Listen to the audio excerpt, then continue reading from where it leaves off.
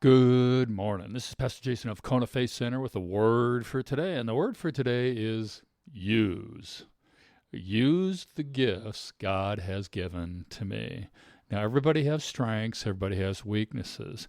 On a team, we're supposed to play to our strengths and help others on the team play to their strengths.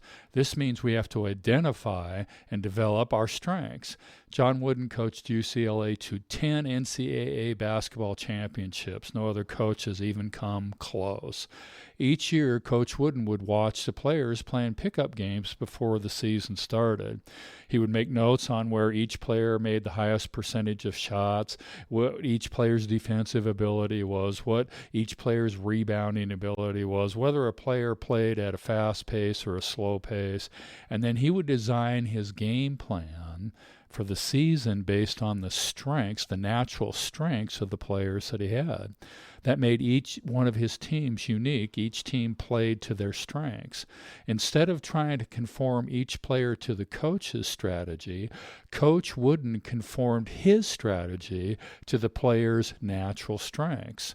Coach Wooden then gave the green light to each member to shoot when they were in the area of their highest shooting percentage, but they had a yellow light in every other area, meaning that in those areas they looked to pass first.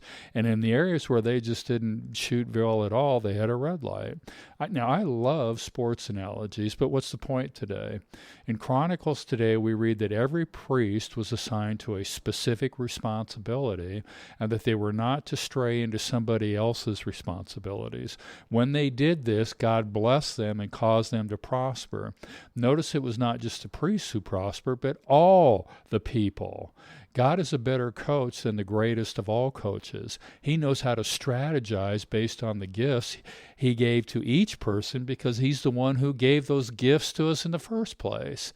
When we discover, when we develop, when we deploy those gifts, God gives us green light in the areas of our gifting strengths. He gives us a yellow light on the edges of our gifting strengths, meaning we are to look for help from a teammate.